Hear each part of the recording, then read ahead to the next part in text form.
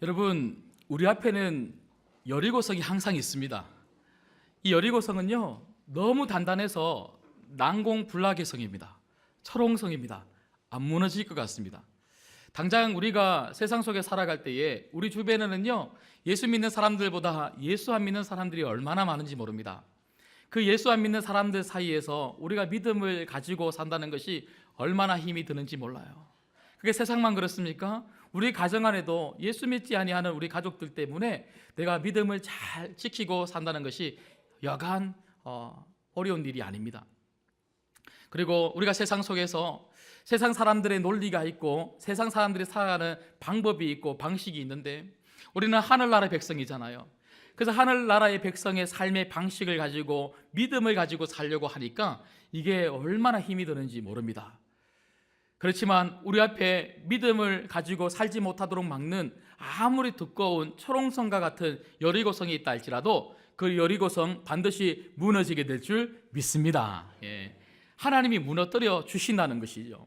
그러면 왜 하나님이 그 여리고성을 우리를 위하여 무너뜨려 주실까? 오늘 이 여리고성을 지난주에 이어서 다시 한번 살펴보면서 도대체 왜 하나님은 이 여리고성을 우리를 위하여 무너뜨려 주시는가, 이걸 좀 살펴보려고 합니다. 여러분, 구원이 무엇입니까? 구원. 우리가 구원을 이야기할 때 출애굽한 이스라엘 백성들의 이야기로 많이 설명을 하는데요. 여러분, 이스라엘 백성들이 그 애굽하기 전 그 애굽 안에서 노예로 살 때는요, 그 애굽의 영향력 아래에서 그렇게 살던 사람들이었습니다. 그러나 그 애굽에서 나왔을 때는요, 이제는 그 사람들은 구원받은 누구의 백성이 된 것입니까? 하나님의 백성이 된 것입니다. 그래서 구원은 무엇입니까? 구원은 하나님의 자녀, 하나님의 백성이 된다는 그런 의미를 가지고 있는 것이죠. 여러분, 우리가 하나님의 자녀, 하나님의 백성이 되었다면 우리 인생은 누가 책임져 주실까요? 하나님이시죠. 뿐만 아니라 출애굽한 이스라엘 백성들이 하나님의 백성으로 그렇게 나왔을 때에 하나님은 하나님 백성들에게 명령하신, 부여하신 사명이 있더라는 거예요. 왜 하나님이 그들을 구원해 주셨는가? 왜 하나님 자녀로 만들어 주셨는가? 여러분, 출애굽기 3장을 보시면요, 한번 펴보시겠습니까? 출애굽기 3장 12절 말씀입니다. 12절 말씀.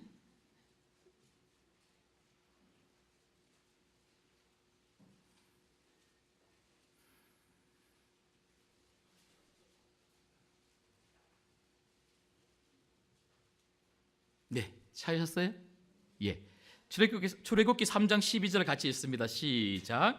하나님이 이르시되 내가 반드시 너와 함께 있으라.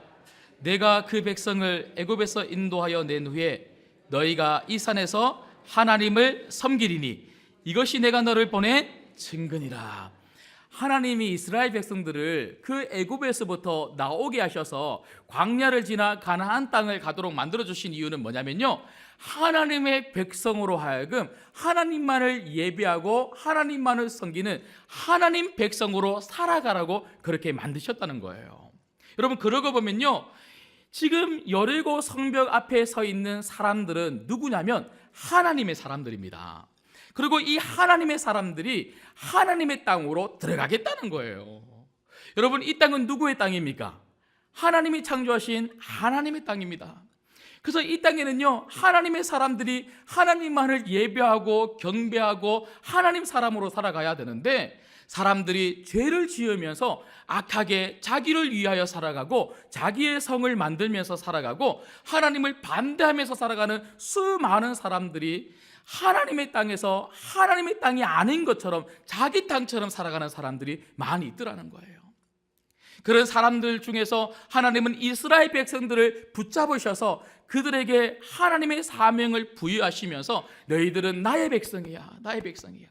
그리고 너희들이 밟는 모든 땅이 나의 땅이야, 나의 땅. 그리고 그 땅에서 내가 다스리는, 내가 통치하는 그런 하나님의 땅으로 만들고 그곳에서 하나님을 예배하는 삶을 살라고 그런 명령을, 그런 사명을 부여해 주셨다는 것이죠.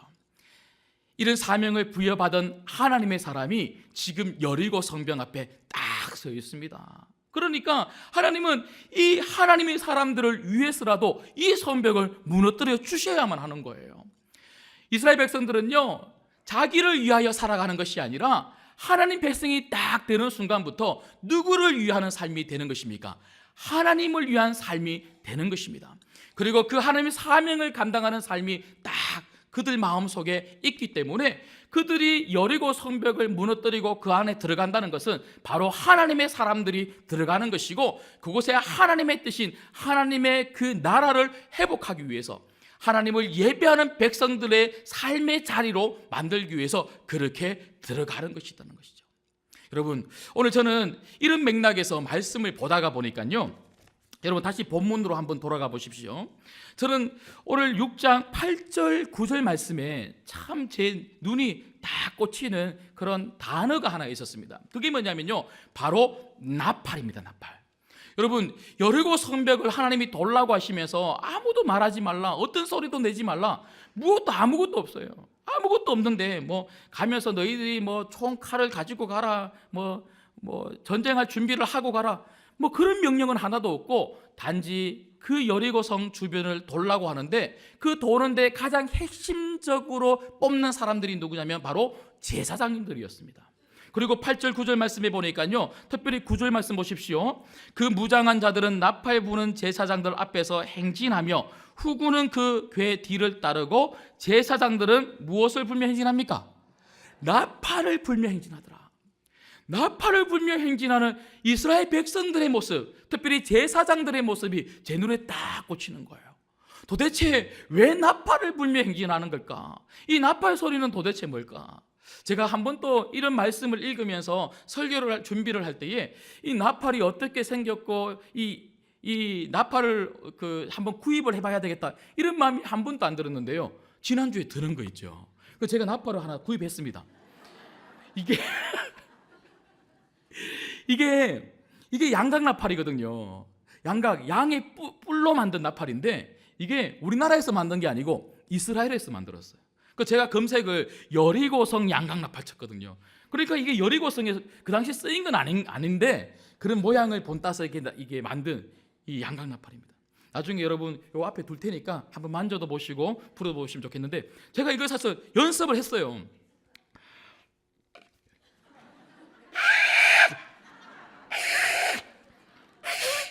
이렇게 얼마나 연습을 했는데 소리가 안 나는 거예요. 예. 혹시 이거 소리 내실 분 있으십니까? 예, 우리 관현악 좀 하신 분들 소리 한번 내시면 제가 책 한 권 선물 드리겠습니다. 예. 누구 한번 도전 안 해보시겠습니까? 도전. 예, 지금 시간 없습니다. 예, 빨리 나오십시오. 예. 한번 해보시겠습니까? 예. 알겠습니다. 그러면 예배 마치고 하십시오. 네.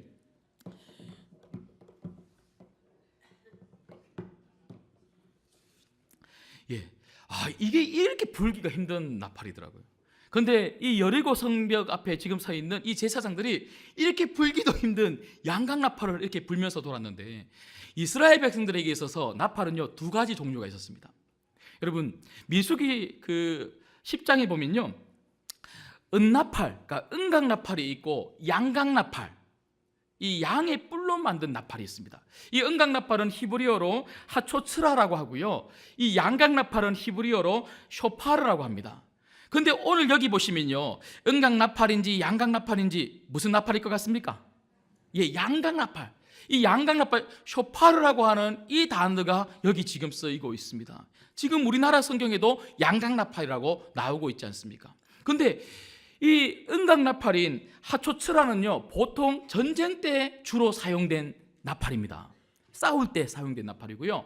이 쇼파르라고 하는 이 양각나팔은요, 언제 주로 쓰였느냐? 물론 전쟁 때 쓰이기도 했지만 회중들을 모을 때 사용된 나팔이 양각나팔이었습니다. 그래서 뿌 하고 불면요, 이스라엘 백성들이 함께 모이는 거예요. 전쟁 때나 아니면 회중들이 어떤 회의를 할 때나 아니면 예배를 드릴 때 뿌 하고 모이면 사람들이 모이고, 모인 그 자리에서 이 양각나팔이 쓰이면서 양각나팔이 상징하는 그 소리의 의미는 뭐냐면 이곳에 하나님이 임재하고 계시다, 이런 의미를 가지고 있는 거예요. 그래서 성경에 여러 가지 용례가 있는데 제가 다 추리고 압축해서 보니까요, 두 가지 의미가 있는데, 제가 방금 말씀드린 것처럼 하나님의 임재가 이곳에 있다. 그리고 또 한 번은요, 어떨 때 이 양강나팔이 쓰였냐면, 희년 때 이 양강나팔을 불어서 이스라엘 백성들에게 희년이 왔다는 것을 알릴 때 이 양강나팔을 쓰는 것입니다. 희년이 무엇입니까? 이스라엘 백성들에게 자유를 주는 해입니다. 이스라엘 백성들에게 참 자유가 돌아왔다, 구원이 왔다, 이런 것을 이야기할 때 주어진 것이 바로 양강나팔의 소리였습니다. 여러분, 그러므로 지금 이스라엘 백성들이 지금 양강나팔을 부르면서 뱅글뱅글 돌고 있다는 것은요, 이 이스라엘 백성들을 보고 있는 또 다른 이스라엘 백성들뿐만 아니라 지금 여리고성 안에 벌벌 떨고 있는 이 사람들에게, 지금 여리고성 밖에 있는 우리는 바로 하나님이 함께하고 계시는 하나님의 구원받은 백성이다, 이것을 알리는 소리라는 거예요. 그래서 지금 우리가 하나님의 백성이 너희의 땅으로 들어간다, 너희가 있는 그 땅은 너희의 땅이 아니라 하나님의 땅이야, 우리는 그 땅으로 들어가 하나님을 예배하러 들어간다, 우리 앞에 무릎을 꿇든지 항복을 하든지 이 성이 무너질 때 그 안에 함께 무너지든지 선택을 하라는 것이죠. 여러분, 그러고 보니까 우리는 어떤 사람들입니까? 예수 그리스도를 믿음으로 하나님의 자녀가 되었습니다. 그리고 하나님은 우리들에게 하나님 자녀로 살라고 세상으로 파송해 주셨습니다. 그리고 그곳에서 하나님의 땅을 만들라고, 하나님의 통치가 있고 하나님의 임재가 있는 그런 땅을 만들어 그곳에 있는 사람들과 함께 하나님을 찬양하는 백성이 되라고 우리를 그곳에 보내주시고 계시는 줄 믿습니다. 이런 우리 안에 이런 사명이, 이런 소명이 우리에게 있다는 것이죠. 그래서 이 사명을 감당하기 위해서 한 걸음 한 걸음 나아갈 때에 우리 안에 아무리 두꺼운 여리고 성벽이 가로막고 있다 할지라도 하나님은 그 소명과 그 사명을 잘 감당할 수 있도록 반드시 그 여리고 성벽을 하나님이 무너뜨려 주실 줄 믿습니다. 그렇기 때문에 이 여리고 성벽 앞에 딱 서 있는 우리들은요, 어떤 자세로 서 있어야 될까? 오늘 말씀해 보시면 하나님이 두 가지를 명령을 하셨어요. 나팔을 불면서 하나님 사람이 왔다, 이제 하나님의 백성이 들어간다, 그것은 이제 하나님의 땅이 될 거야, 그런 소명을 가지고 그렇게 뱅글뱅글 도는 이스라엘 백성들에게 하나님이 딱 두 가지를 말씀하셨는데, 하나는 믿으라는 것이다. 믿으라. 여러분, 오늘 말씀을 보시면요, 하나님이 어디에도 너희들은 총칼을 가지고 창을 가지고 가서 싸워서 성벽을 무너뜨려라, 그렇게 말씀하신 적이 없습니다.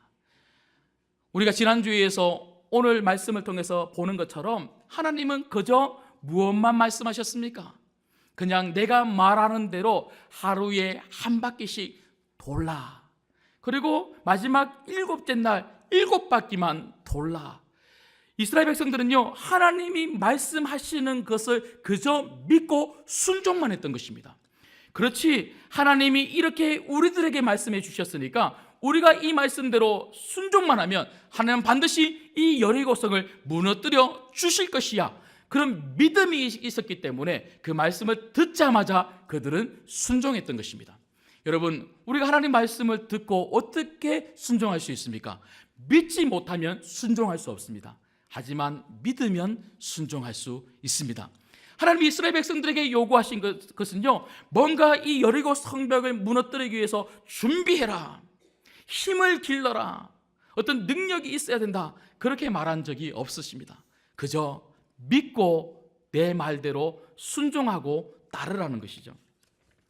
사랑하는 여러분, 여리고 성이 무너지는 싸움은요, 믿음의 싸움입니다. 우리 앞에는 이 여리고 성처럼 견고한 철옹성과 같은 여리고가 놓여져 있을 것입니다.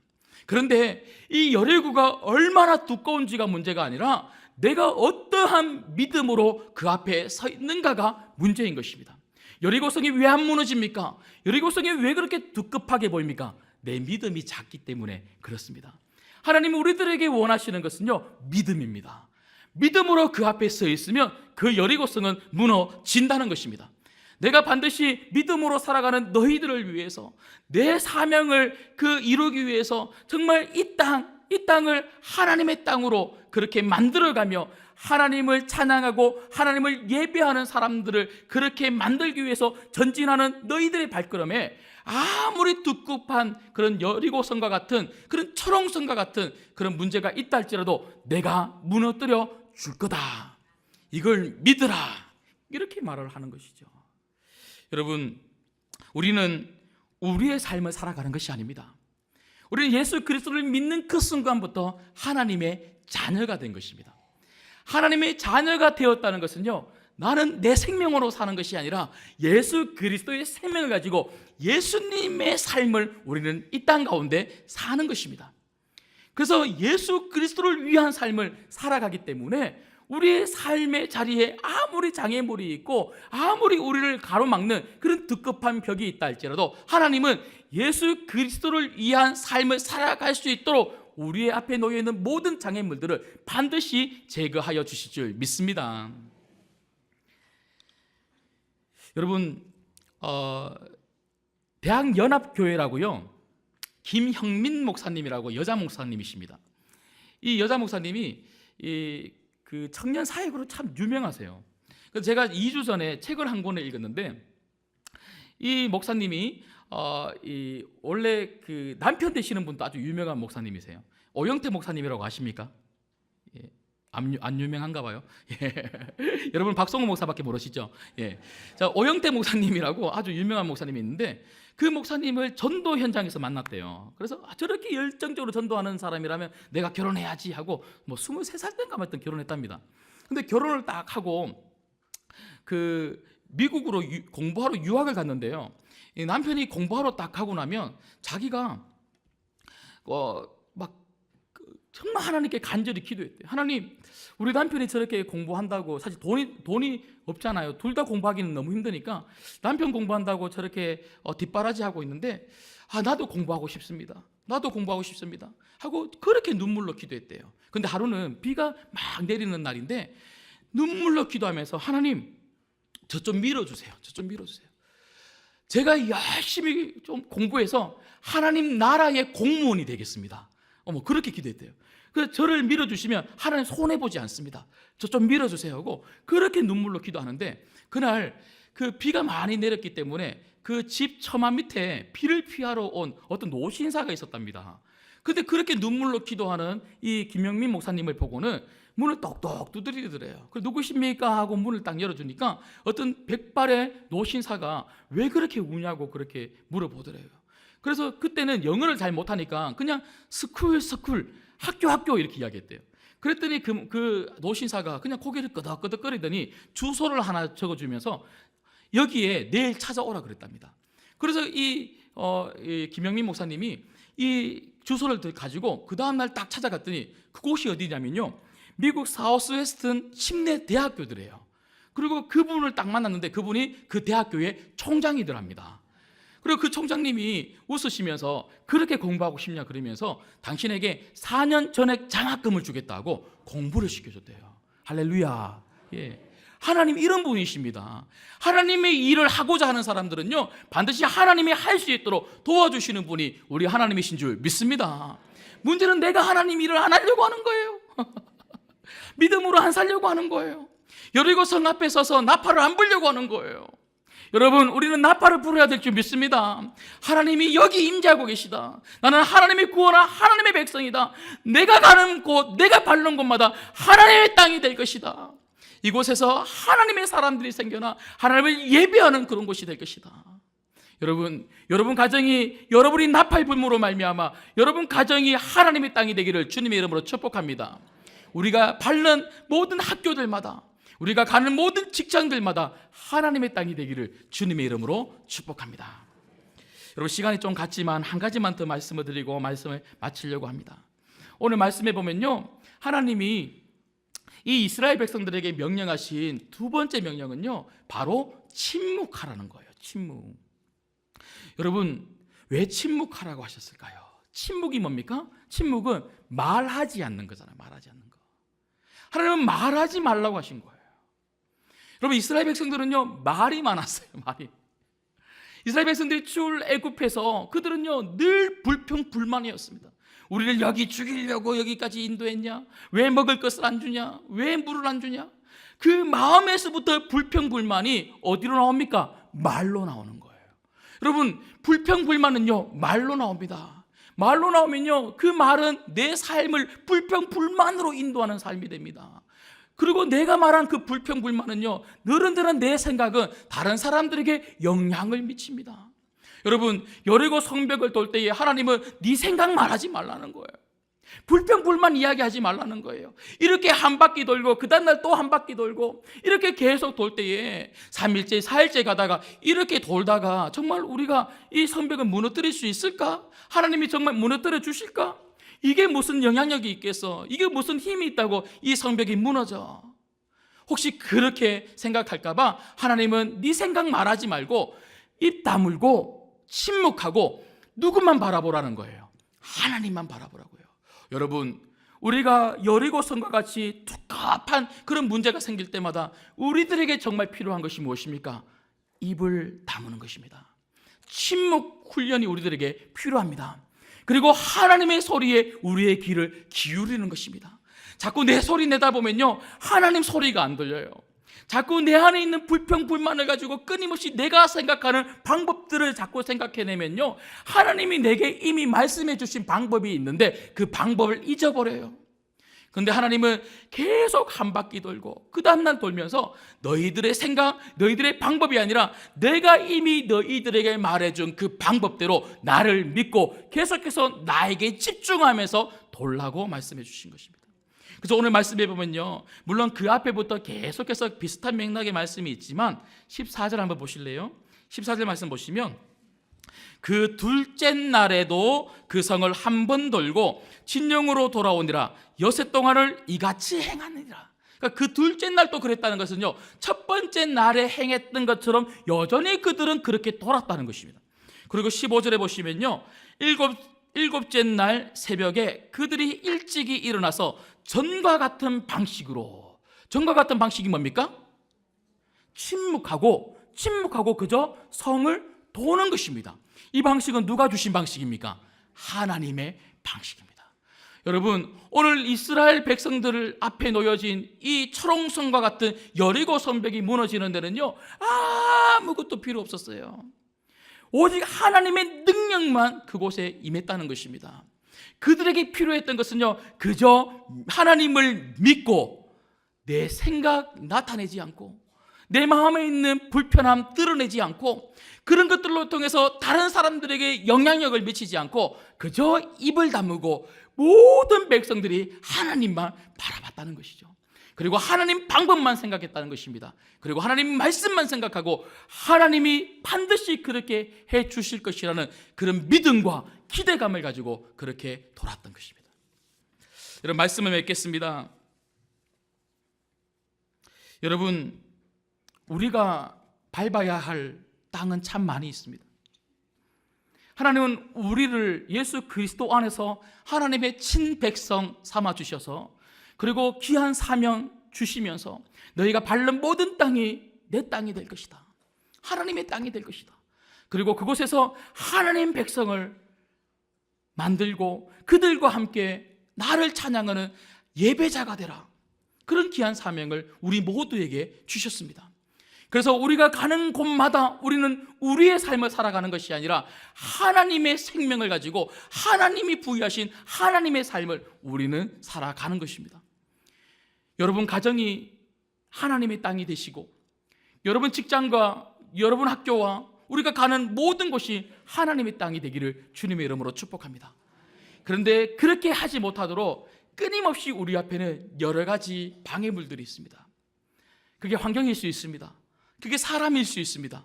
그게 어떤 사건일 수 있습니다. 문제일 수 있습니다. 그게 무엇이든지 간에 그 문제를 딱 맞닥뜨리면요 우리는 덜컥 겁부터 납니다. 왜냐하면 그 문제는 절대로 해결되지 아니할 것 같은 초롱성과 같은 여리고처럼 보이기 때문에 그렇습니다. 그러나 분명한 것은 하나님이 여러분들을 위하여 반드시 무너뜨려 주십니다. 우리에게 필요한 것은요 두 가지입니다. 믿으라 하는 것입니다. 믿어야 됩니다. 믿어야 됩니다. 여러분, 믿지 못하면요, 그 앞에서 불신을 가지고 있으면 늘 여리고는 두려운 대상입니다. 여러분, 우리는 왜 이 여리고 앞에서 이렇게 벌벌 떨어야 합니까? 세상 사람들은요, 어떤 문제가 생겨도 전혀 막 떨지도 않아요. 여러분, 요즘 보십시오. 어떤 대기업의 막 딸들, 아들들 보십시오. 믿는 구석이 있으니까요, 막 무서워하지를 않아요. 미치겠어요, 미치겠어.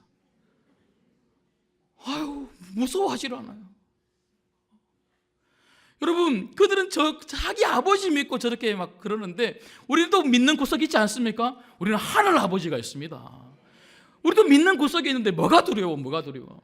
누가 뭐라 그래도 우리 앞에 어떤 문제가 있어도 하나도 안 두려워요. 여러분, 올해부터 우리가 두려워하지 말고 믿음으로 여러분 이겨나가시길 간절히 소망합니다. 그리고 두려워해서 막 벌벌 떨면서 자꾸 내 소리 내고, 그리고 내가 생각하는 그런 방식들로 자꾸 나를 얽어매지 말고, 다른 사람들을 힘들게 하지 말고 그저 침묵하고 하나님이 여러분 삶 가운데 어떻게 일하시는지, 여러분 가정 가운데, 우리 교회 가운데 어떻게 일하시는지, 우리 7일째까지 완전수 하나님이 역사하실 때까지 우리가 믿음으로 순종하기를 주님의 이름으로 축복합니다.